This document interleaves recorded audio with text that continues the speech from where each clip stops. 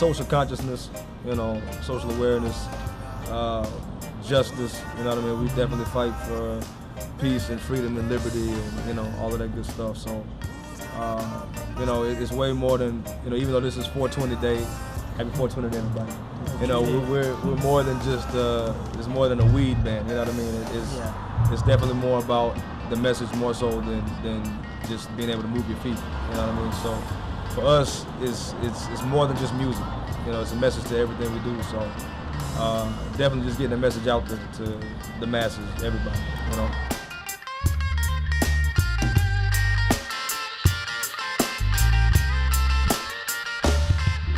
Tell everybody about the album. Tell everybody about that. The album, all right. Well, the EP. The EP, it's only 7 songs. We recorded that back in November of 2010, and we hit up Dub Phase Studios, owned by Nathan Kipp out in San Fernando Valley, and he gave us a sweet deal, and we hopped on it. And homeboy hookup. Yeah, homeboy hookup for sure. And we went and did the whole thing like in 2 days, and put it out there in November, and that's what's been getting us around basically. And iTunes, cdbaby.com/Arise Roots. Look for us on that Facebook, of course, and pick one up at all of our shows. So you can get one anytime at all of our shows. We'll at least have one copy on us. Maybe. if that, huh? Right.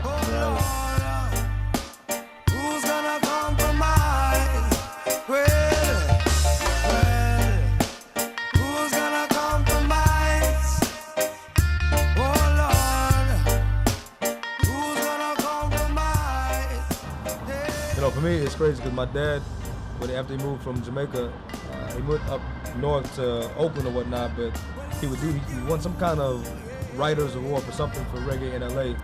And so before I moved out to California, I never imagined that I was going to move to California. So even that I'm here now doing reggae, which is what he did, back in the 70s and 80s, is just crazy how that whole thing is even happening.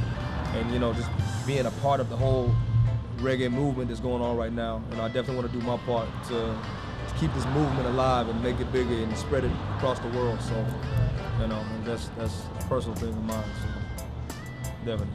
We want to arise, roots. You're never too old to learn something. So, as a band, we learn something truthfully every show. We learn something to pick up something new. Yeah. Even if it's the smallest of things, you can never stop learning. So. We do a lot of jamming together, jam out on something, if we jam out on it and it feels right, it feels good, then it goes from that to the actual lyric writing stage, and then we might lay something down to it, and after that, then it evolves to being a full song. Right. We've got a lot of songs that are on the chopping floor right now that possibles and maybe possible, so we do a lot of jamming. So it's sometimes we'll test them out live, and if they don't go well, then we'll work on them or this one. Dump them. Yeah. For me, as far as influences, some of my biggest ones are definitely Dennis Brown, Israel Vibration, Bob Marley, of course, is the ultimate.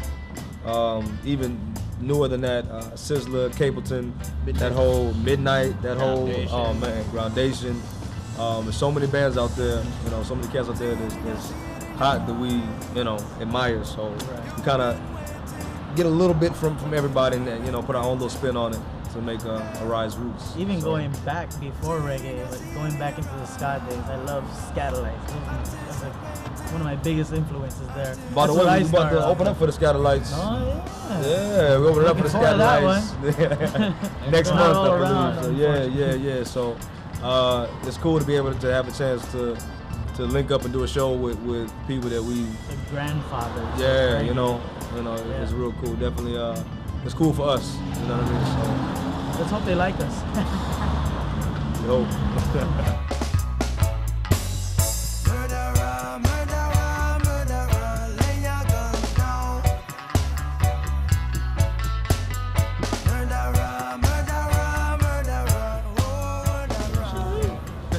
My wallet, man. You gotta go back again? You really did go all back to your wallet? Yeah. You should always just plan on 2 trips. I know. I do that like every time we come here. Luckily, it's not too far.